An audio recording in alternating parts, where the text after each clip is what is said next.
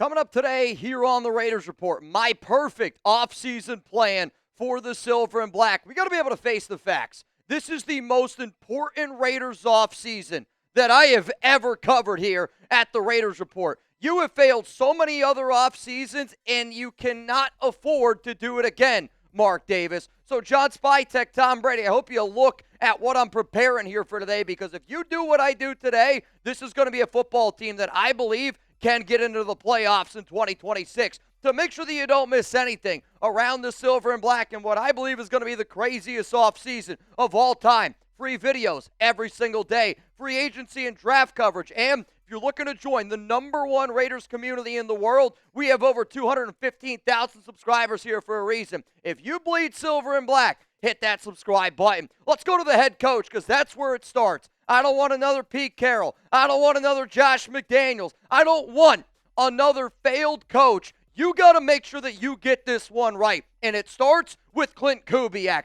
current offensive coordinator of the Seattle Seahawks, and what I believe is going to be the hopeful future Super Bowl champions. Now, Klint interviewed with the Silver and Black back on Friday, January 9th. He also has another interview scheduled, which will be his last interview in person in Seattle with the Raiders on the 31st. Basically the final day that he can interview. He's also the son of former Super Bowl winning head coach Gary Kubiak, and he's got plenty of Shanahan ties. When you add all of that up, there's been a lot of conversations around who the Raiders could go out and get.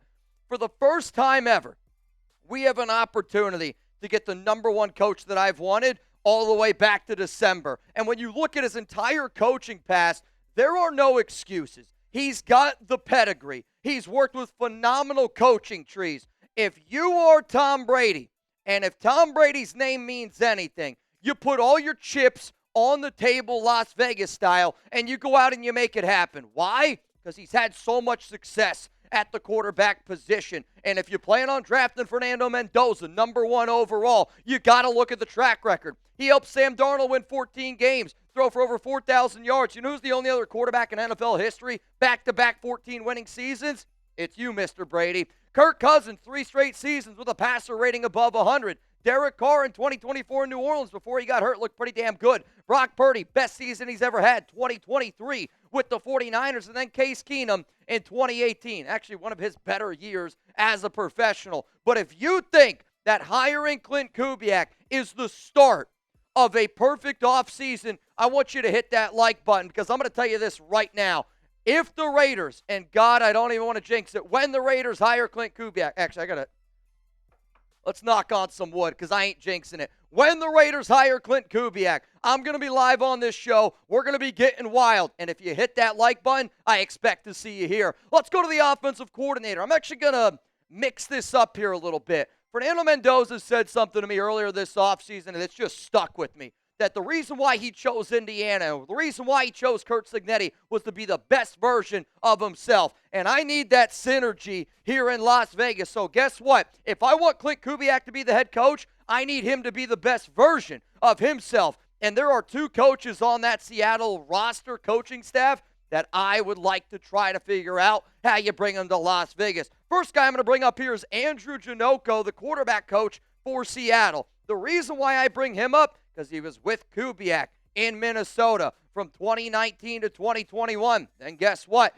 Kubiak brought him all over to New Orleans in 2024. And then guess what? Brought him to Seattle with them in 2025. If you want the Klint Kubiak that you see right now in Seattle, I don't know how the hell you don't try to figure out a way to bring him with you. Because also he was a quarterback at Pitt. He's been coaching since 2011, but that's not the only guy that I want to try to bring here to the Silver and Black. I'm also looking at Jake Peetz, the pass game coordinator of the Seattle Seahawks, and he's worked underneath guys like, maybe you've heard of him, Nick Saban. What about a guy like Sean McVay? What about a guy like Mike McDonald? That is phenomenal. I mean, you're talking about probably the greatest coach of all time in college in Saban, one of the best young offensive minds in Sean McVay. Mike McDonald's one of the best defensive minds right now in football, and I did this one for the nation. He also coached the Raiders in 2015 and 2017, where he was a quarterback coach, an assistant quarterback coach, and a senior assistant. The reason why I bring that up, look at Derek Carr's development. The 2 best years you've ever seen with Derek Carr, 2015, 2016, and then it ended up making him the highest paid player in the National Football League. Sounds pretty damn good to me. Let's go to the defensive coordinator now. Because Klint Kubiak would be a first-time head coach, in my personal opinion, the perfect pairing with him is somebody that's got head coaching experience, which is why I'm going to go here with Raheem Morris. And I understand that not everybody is built to be a head coach, and Morris has not done a solid job when he's been a head coach. But you know what? The Raiders, they requested to interview multiple people from the Sean McVay tree this year. You can't deny it. Nate Shieldhouse, Mike LaFleur, they were looking at people that were a part of that Rams organization. Well, Raheem Morris was just a part of that organization.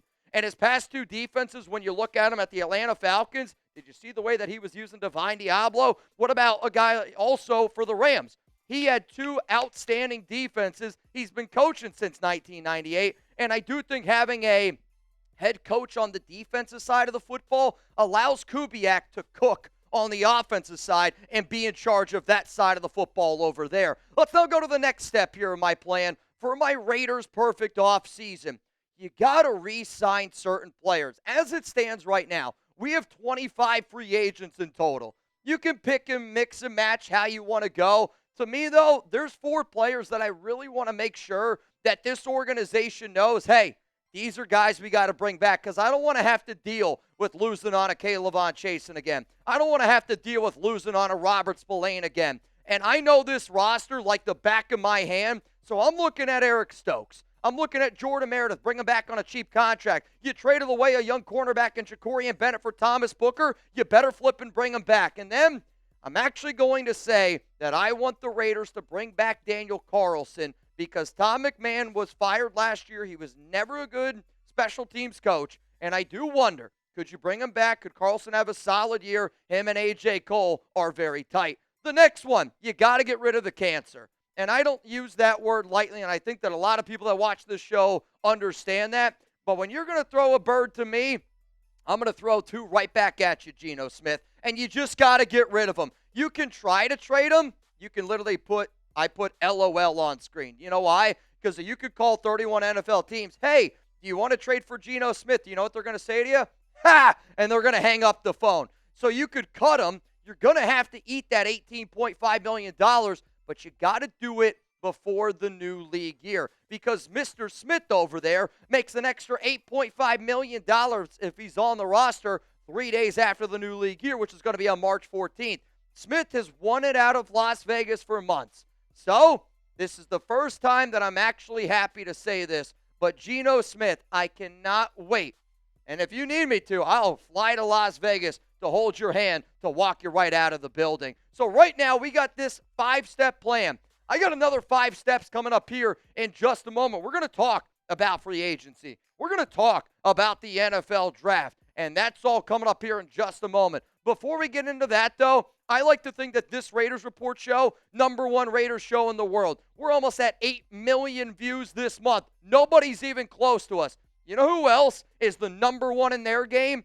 Today's sponsor, Prize Picks. Huge, huge shout out to our sponsor, Prize Picks. The big game, it's here. And there's no better way to cash in during America's biggest sporting event than Prize Picks, where it always feels good to be right. And since the big game is right around the corner, that also means it's your last chance to get into the football action before next season. So close the season out right with Prize Picks by getting $50 instantly in lineups when you play your first $5. My wife, she never really wanted to watch football. Then we started playing on Prize Picks, and now she's talking to me about who she's going to be picking in her lineups. It's exciting. It gets all of us a little bit more amped up for the game. Raise your hand if you plan on watching the big game. Raise your hand if you plan on watching Klint Kubiak go up against the New England Patriots. Me, right here, I do. And I'm going to roll with this lineup. Shout out to my guy, Reed. We're going what I like to call a Klint Kubiak stack. It's not a real Prize Pick stack because a real Prize Pick stack is picking the same player up to 3 times. But guess what? I'm taking that deal right there. Drake May, 0.5. Yep, I'm going to go the more there. Then give me some JSN love. Give me a little Kenneth Walker love. Give me a little Sam Darnold love. This is a 4-pick power play, and however you want to play, that's up to you. If you want to go power play, you're going to make a little bit more money. If you're going to go flex play, well, then you don't need all of these to end up happening. So you can join millions of people. It's available in all 50 states. Download the Prize Picks app today. Make sure that you use code CLNS to get $50 in lineups after you play your first $5 lineup. That's code CLNS to get $50 in lineups after you play your first $5 lineup. Prize Picks. It's good to be right. Let's go to the next step here of free agency. If you put your hand in the dirt, I'm interested. If you value the trenches, you're going to freaking love this show because the Raiders are the epitome of you can have super talented players like Brock Bowers and an Ashton Genty, but if nobody's blocking for those guys, it literally doesn't flippin' matter. And if you're the Raiders and you plan on investing in Fernando Mendoza, well, then you better flippin' invest in the guys that are up front and they're blocking them. Because I don't need your third straight year where you take somebody in the first round and then you don't do what is properly needed on the offensive line. You're going to have Colton Miller. You're going to have JPJ. You got 3 other players that you drafted in the third round in DJ Glaze, Caleb Rogers, and also Charles Grant. Maybe one of those guys can show up and show out so you don't need to sign 2 offensive linemen. But in my personal opinion, there are 2 linemen that every single Raider fan should be interested in. If you're looking at the interior, I'm going to look at Tyler Linderbaum. In my personal opinion, the top offensive lineman in free agency. Now, y'all know I'm a big JPJ guy. Shout out to his family. Appreciate the fact that they sent me a signed jersey. You know why they did that? Because I rock with Jackson Powers Johnson, and I rock with that physical, old-school Raiders type of mentality. If you put Tyler Linderbaum at center, and then you put JPJ on his left side and his right side, have y'all ever seen Mighty Ducks? Because it's going to be knuckle puck time with those 2 guys, the Bash brothers. Spotrac market value is going to be somewhere around 17.7. I'm going to be honest. He's going to get paid more than $20 million.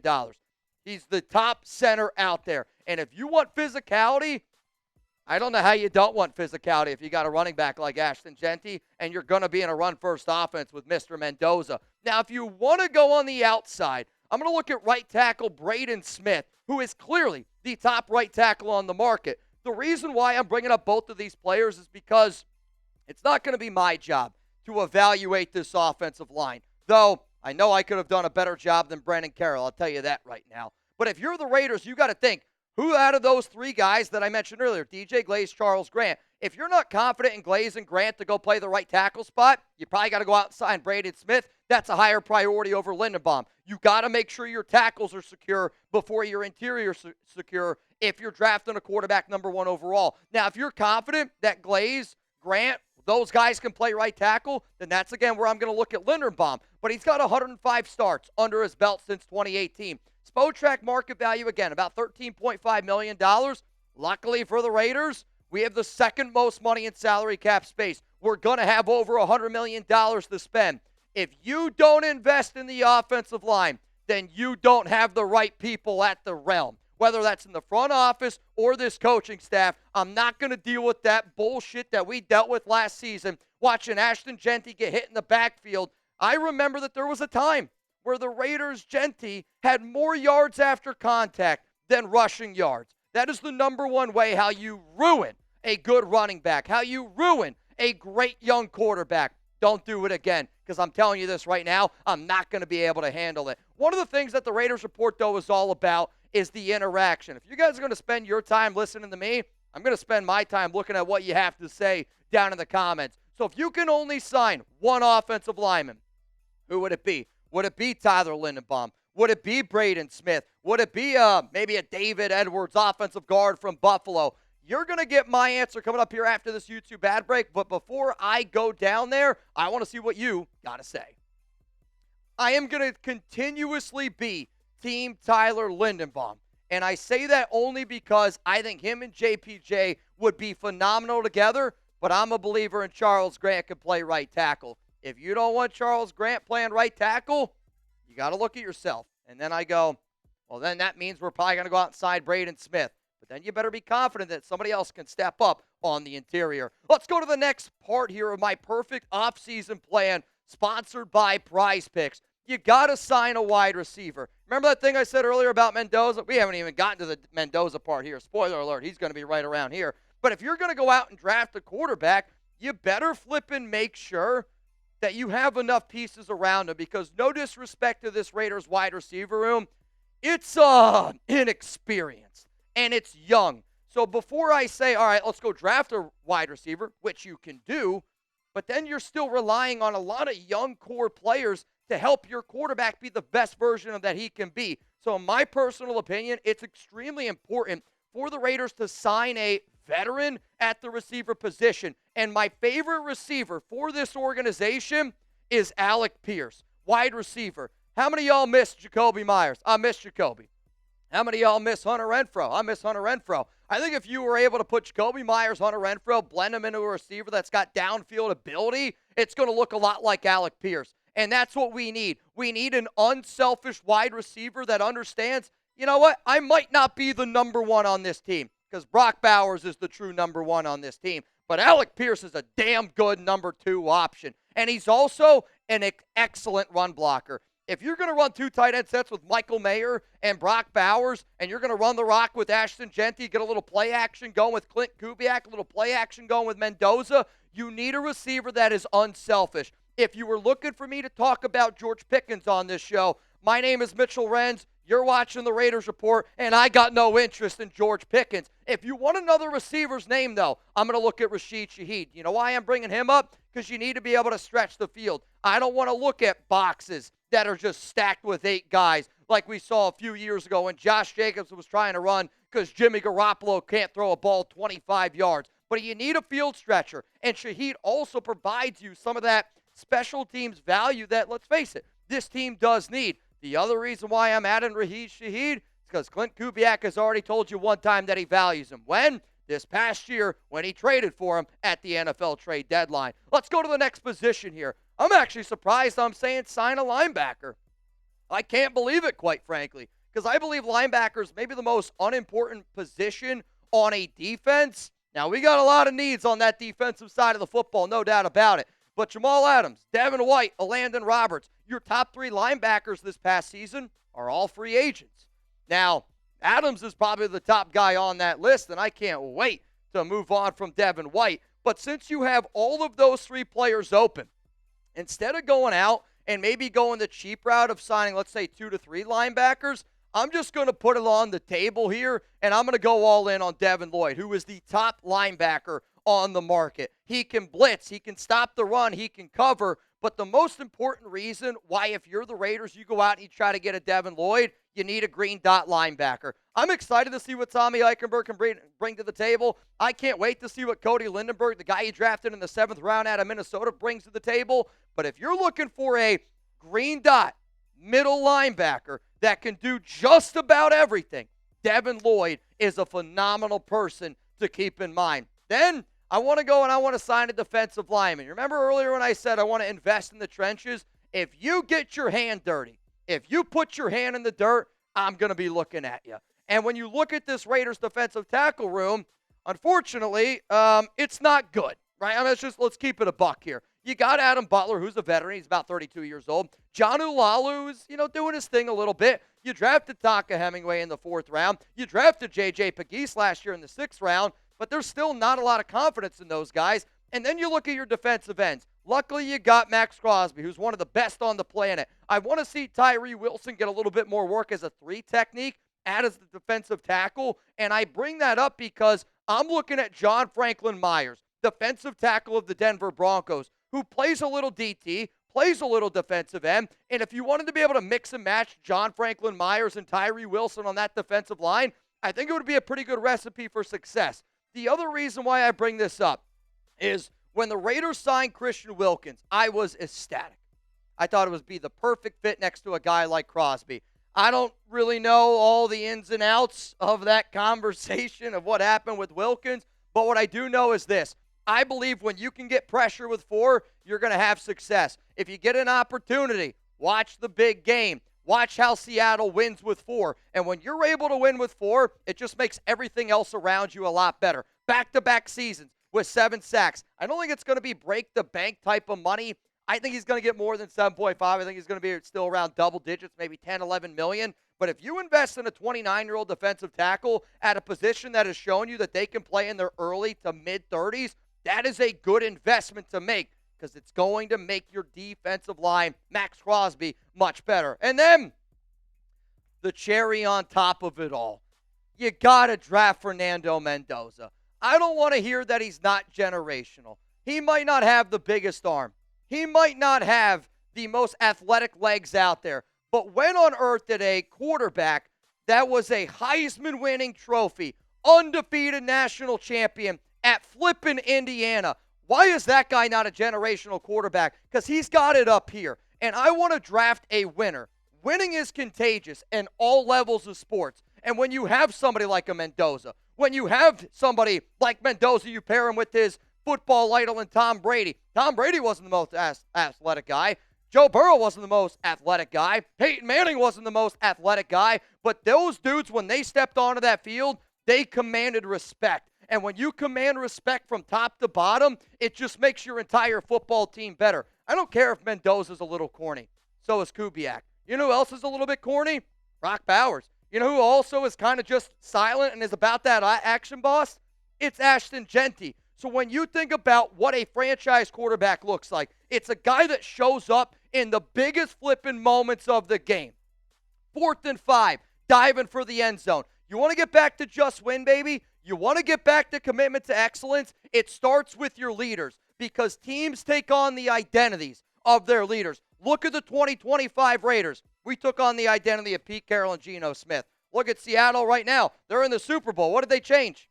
They changed Geno Smith. Look at us. We got the number 1 overall pick. What do we get? Geno Smith. I think if you bring in a quarterback like Fernando Mendoza, you put him in a room with Ashton Genty, Brock Bowers, and Max Crosby. That's your 4 pillar players.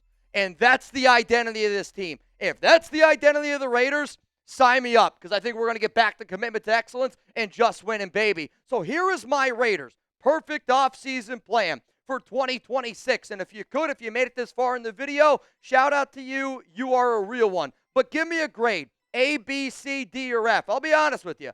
In my days in high school and college, I didn't get a lot of A's. But if you're looking at that bad boy right now and you don't think that that's an A, I need you to check your pulse. And if your pulse is still working, take a screenshot. Tag me on Instagram. Tag me on Twitter. I'm at Mitchell Renz 365.